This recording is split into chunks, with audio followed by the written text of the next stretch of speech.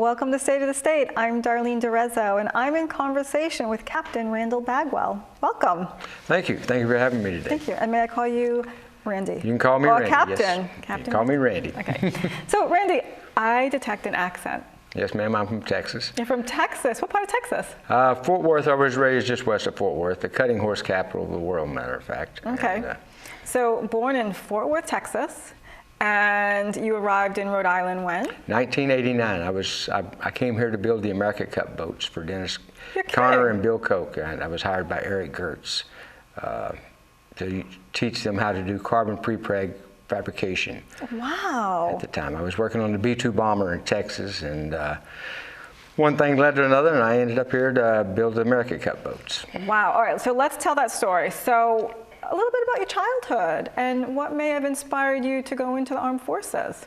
Well, I guess mission, purpose, and camaraderie, as you'll always hear, as we need.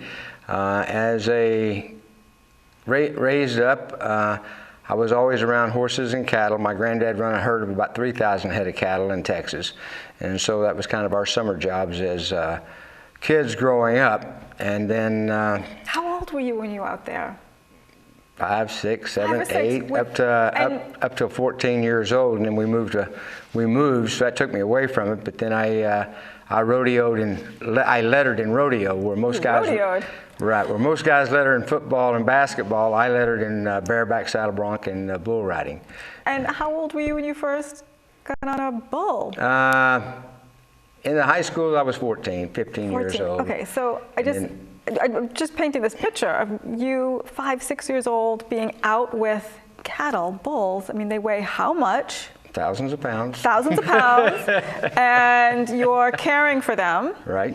And next thing you know, you're riding one. Right. Okay, so so continue. Tell us a little bit more about your childhood. So that was, I had a very good childhood, and but I guess my uncle was a CB in the Navy. I had an uncle, great uncle, who was a POW in Japan.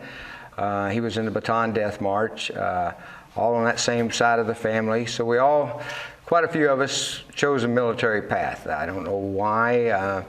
A lot of, there's some, like Karen Dalton will tell you, there's the ACEs, adverse childhood effects. I really didn't have that, but I needed a purpose, I guess. I knew I wasn't going to go to college. Mm-hmm. So just chose the Navy path and did that. I got in it, enjoyed the Navy. I injured myself in the Navy on the ship, and that ended my career after 10 years. And so it was time to do something else. So I started a business, a drywall business. Did you go back to Texas? Yes, I went back to Texas. Where were you stationed? Oh, I was stationed all over. I was stationed San Diego for 4 years, Dallas for 2 years, which I started. Where's the water in Dallas? At Naval Air Station in Dallas, which is now at Carswell Air Force Base. Dallas Naval Station took that over, and that's where I started my own cattle business at first, while I was stationed there for 2 years. Then dissolved that. Then I was stationed out of New Orleans on a destroyer, and that's when I injured my knee, and so they sent me to Washington, D.C., where they restructured my leg for me, and then I was stationed at the Bureau of Naval Personnel for a while, and then discharged out of Dallas. And, wow. So did you have other family members that went into the Navy?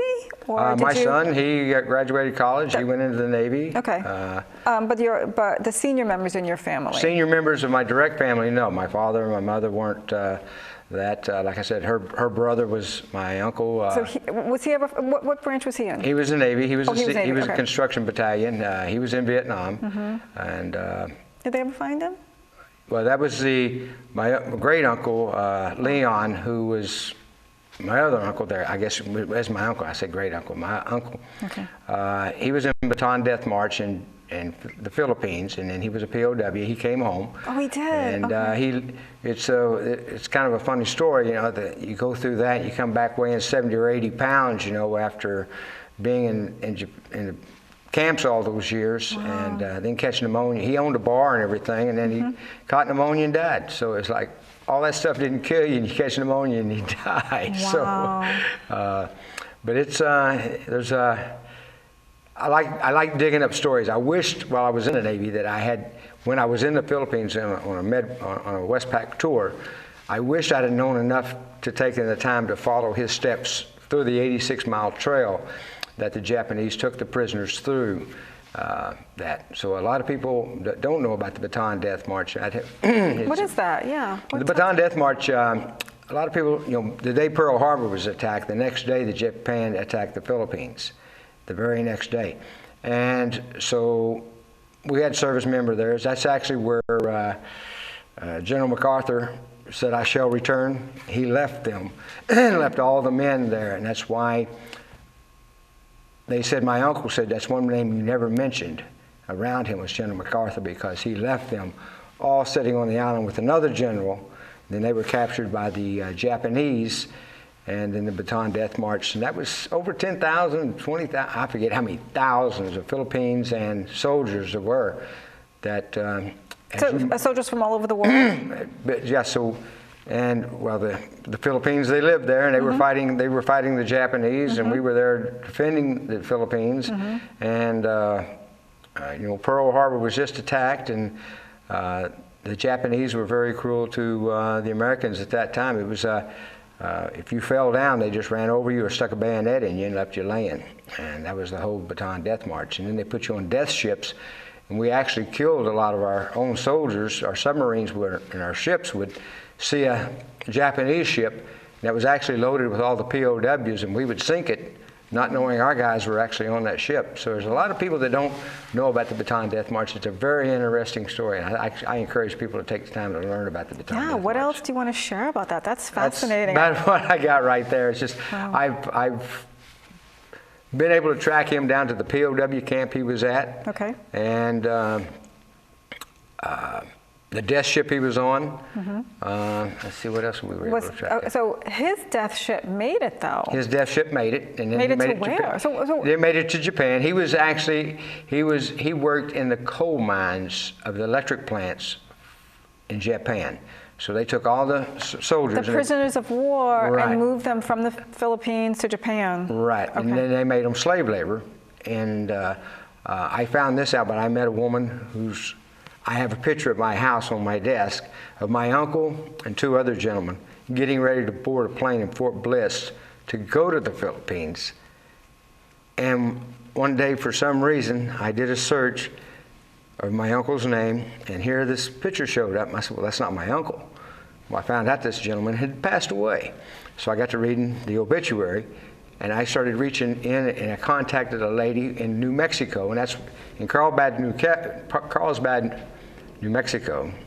That is where the memorial is for the Bataan Death March. They actually do a Bataan March every year to reenact that. And so thousands and thousands of soldiers and people participate in this march of, I think, 22 miles, something like that they do there. But anyway, there's a shrine there and stuff. And she was the one that was able to educate me on where the death ship my uncle was on, because her father actually was under my uncle. Wow. And she says, my father talked about your uncle his whole life.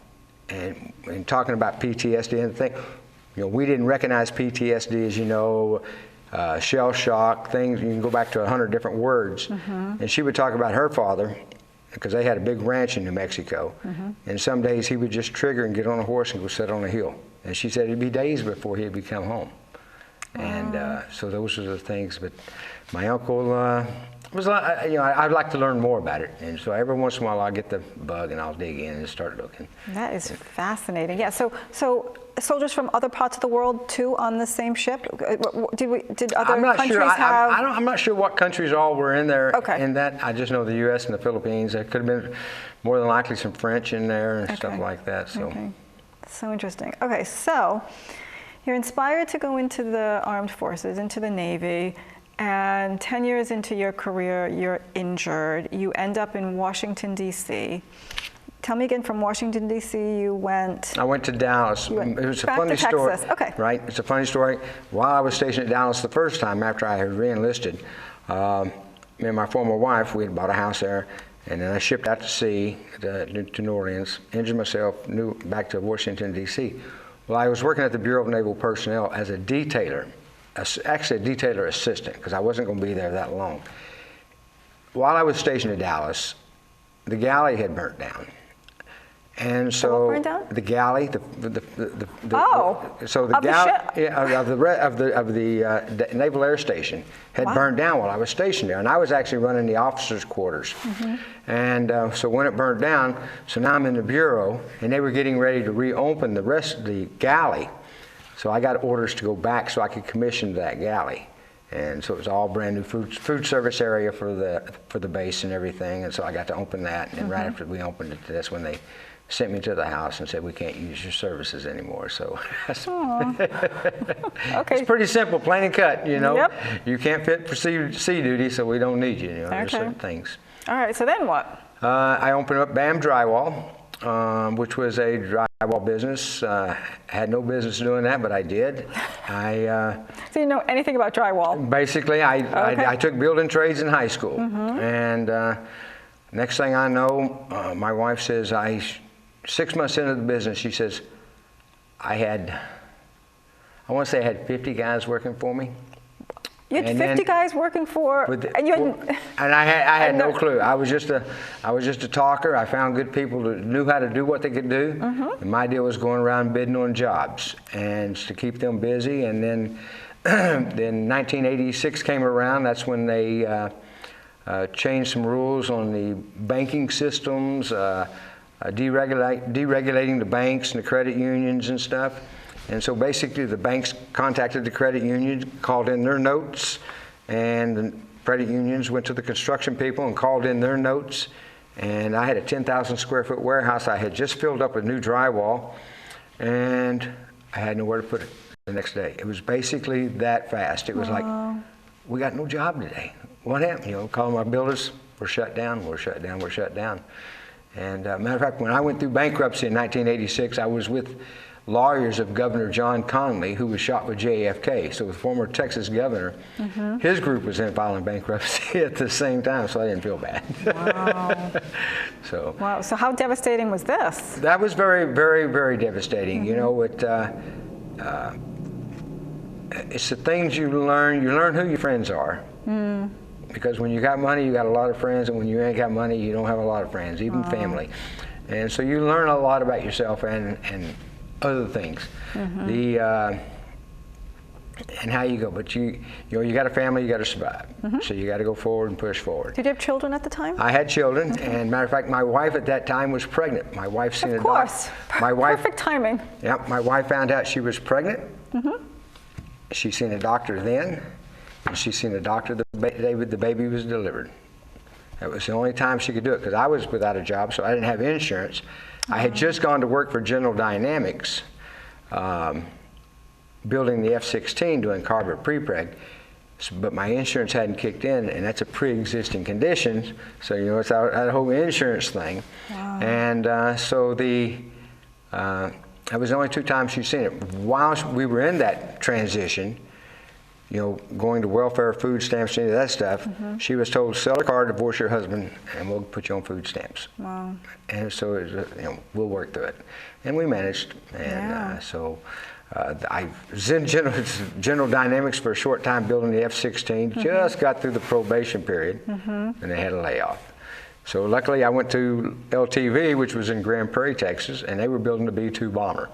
And so I got to build all 13 of the B-2 bombers that the Air Force uses, and which was exciting. And that's how I ended up getting.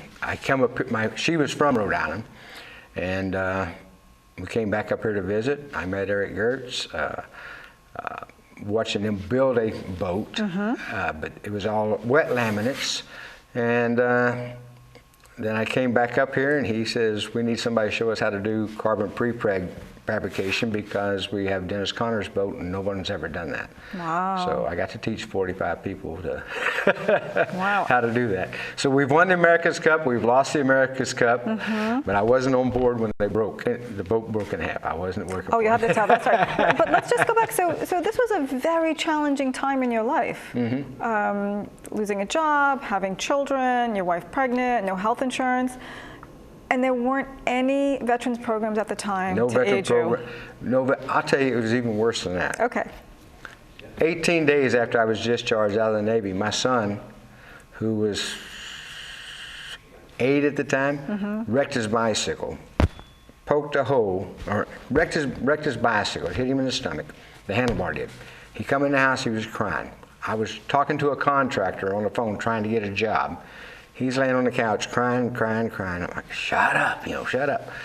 And finally he threw up. And when he threw up, I said, oh no. So I hung up the phone, put him in the truck. We lived 12 miles from town, went into town, went in the doctor's office.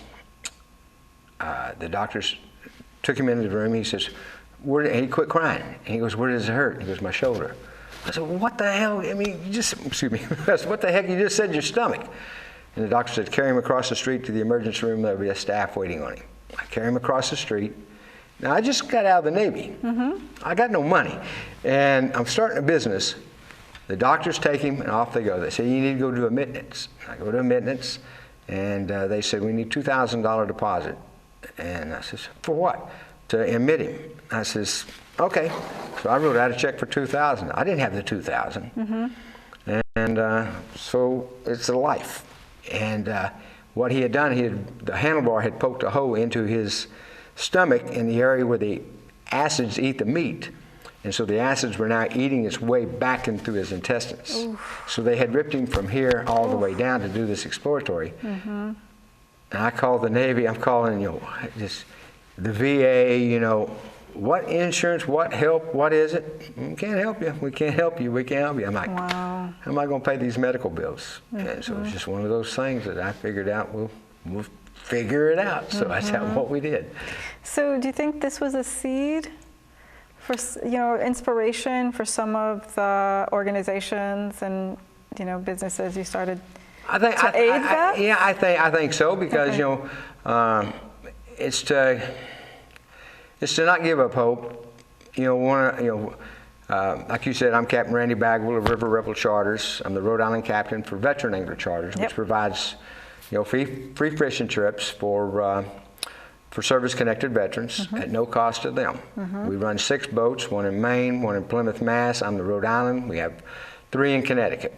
And Captain Kathy is a civilian school teacher. And she's the one that started the organization when more veterans committed suicide in the States than actually died in Rhode Island. Asking her father, who was a Korean. Wait, say that again? The year more veterans committed suicide in the States than actually died in Iraq and Iran. Wow. So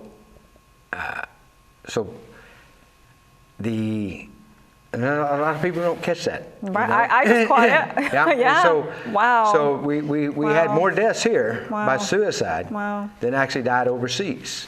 And you think that was because of PTSD? She said to her father, and he was a Korean vet. She said, somebody needs to do something. He said, well, do something. She goes, well, what would I do? He said, what do you do when you get depressed? She goes, I go get on your boat. He goes, that's why I have a boat. So she actually took the boat, which was a 34 or 35-foot Wilbur, custom-built type boat, and she invited some vets to go out. They went fishing, and it grew from there. And next thing, she had a vet center out fishing with them. More veterans. And she could be doing this all out of her pocket. And she was taking her income tax money to put fuel in the boat and everything else. And she said, I can't afford to do it anymore. So she started a nonprofit. And then her mission is to put a boat in each state all the way down to the coast. And so currently we have the 6. The best story I know about Kathy is that one of the vet centers was going out with her, and we always call our customers or our charters the night before to say, hey, we're good to go, weather's great, seas are good, we're going to leave at this time, and go for that. The vet center actually called her and says, one of the guys we're bringing tomorrow is on suicide watch. He may not even be there. And so that really touched her and made her really nervous because she's not used to dealing with military. And so when the gentleman got on the boat, he went up front to the bow with one of the counselors. And the other vets were all in the back of the boat. So she has counselors, like mental health counselors on the boat? The vet center brought counselors, okay. And so now they're underway, but she's afraid to give it full throttle because this young man's standing on the bow of the boat. He could jump at any time, and the props are going to chop him up. So she's worried. I says, this is the difference between me and you, Kathy. I'd have been daring him to jump. Yeah, I says, that's just the military way, you know. And that was the great thing they did, was there was older vets on the boat. And nobody knew that they actually did it, but that's the way it turned out. But there were older vets on the boat. So once she got on the fish, they started busting his chops to come back there and go fishing. Well, he got mad enough that he went back there and started fishing and was catching fish. So on the way in, she noticed them all exchanging email addresses and phone numbers and stuff. So they docked the boat, her and her mate, and she thanked them all for their service, and they all got off. And the mate and her got ready to clean up the boat, and she hears running down the dock, and she looks up, and it's that young man. And he jumps back in the boat, and he grabs her. He hugs her neck, says, "Thank you. I guess I'll see you tomorrow." Aww. She called me crying her out. I said, "Kathy, if that's the only life you saved, then your mission is complete." I says, because any veteran could be doing what you're doing that has a captain's license. But you as a civilian were tapped on the shoulder and said, "Make this mission happen." You saved a life. So I get a little teared up from that. That's a beautiful story. Okay, so what else? You want to talk about Bagwell Farms, or do you want to talk about... Well, you tell me what you want to talk about next, because we have less than 10 minutes. Less than 10 minutes? Yeah. Wow. Okay, well, Bagwell Farms is a thing that Karen Dalton from Dare to Dream Ranch and I were walking down the path at the ranch one day. And we were talking, and she said, "If time and money were an issue, what would you do?" And I said, "I would." That's a great question, by the way. I says, "Well, I would probably buy cattle and get veterans interested in buying cattle with me and owning their own farms or owning their own cattle." And just out of the blue, she was in contact with a professor at Bryant University, and his students needed to write a business plan. And so they wrote a business plan for Bagwell Farms. And I went to the Small Business Administration, not really having a clue of what I needed, where I was going to go. You know, out at the ranch we have 11-something acres. Well, it started off with two calves that I bought off a Korean veteran that I had met at Runnings in Putnam, Connecticut. And so we had these two that started it. And I thought, okay, how am I going to grow this on this little deal? Go to USDA.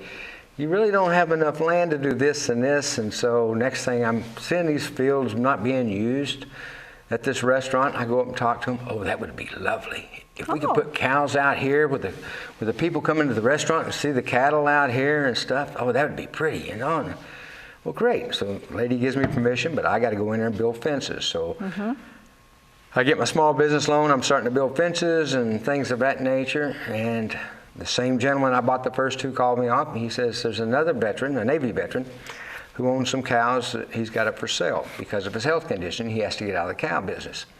And he said, "I'm going to take the best, and I'll let you know what's left." Okay, so he called me up, because his family shows cattle. And so he called me up and said, "He's got two real nice cows you ought to think about getting." So he gave me the price.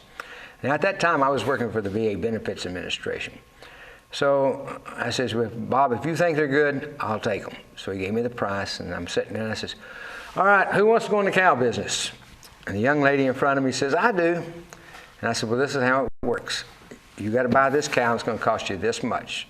And we're going to take that baby calf that she's going to have, because she's already pregnant, and we're going to raise it to a certain size. Now, whether it's a heifer, we might keep it and breed it to grow the herd. If it's a bull or a male, we may keep it a bull, or we may castrate it, make it a steer, send it to a cooler location, is the word we like to use instead of processing or slaughter. Location, okay. It's a cooler location. Okay. We'll sell that beef to the general public. What we sell it for, you get a percentage back, and because I'm raising it and doing all the feeding, that'll be the how that works. And she goes, "I'm in." And then she goes, "But I get to name it." And I said, "It's already got a name. It's a registered Angus cow." She goes, "I'm going to name it." I said, "Okay, what are we naming it?" She goes, "Opha May."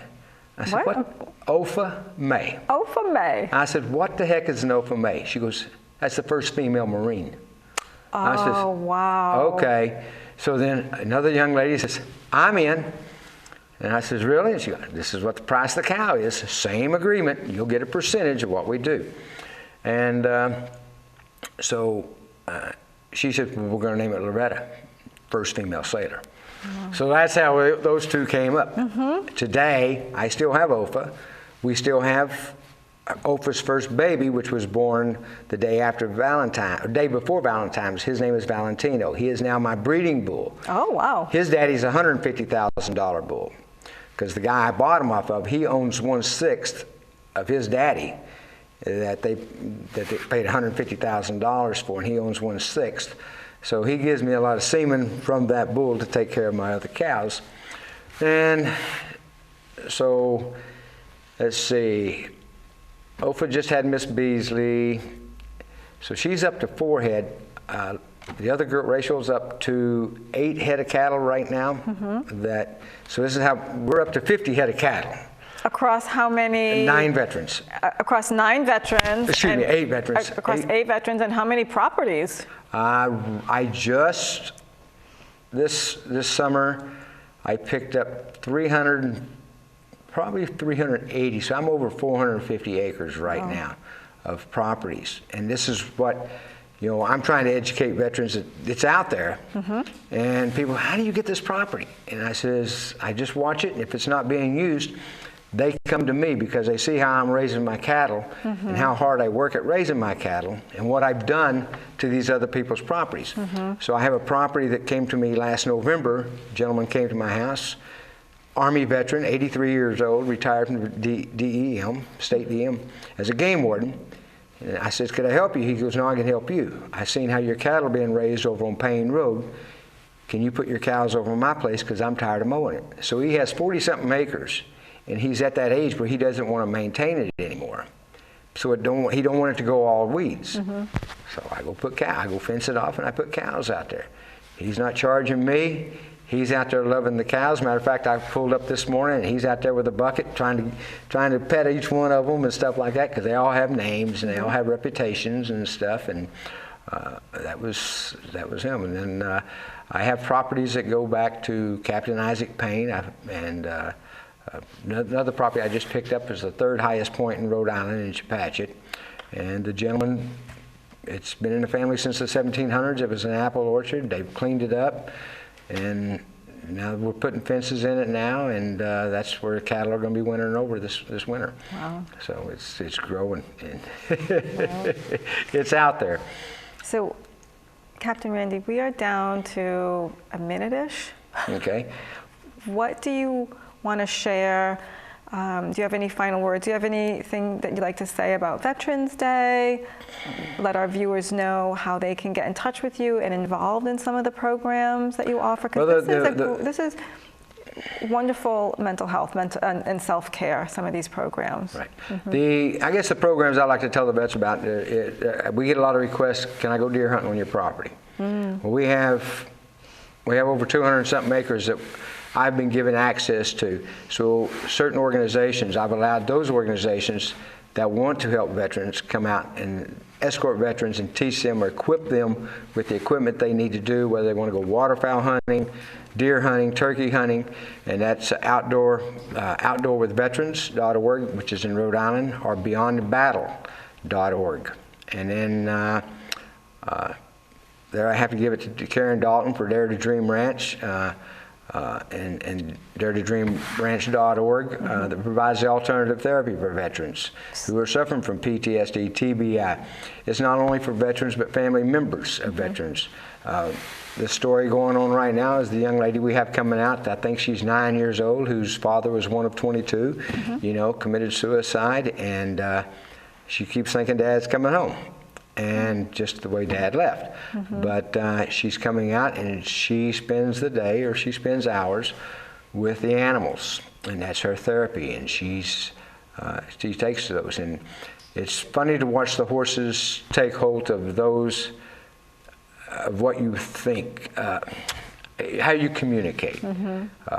Real quick little thing with Dare to Dream was a young lady came out, and they said, pick a horse. She picked the biggest horse she could because she was always abused by her father and by the military through military sexual trauma.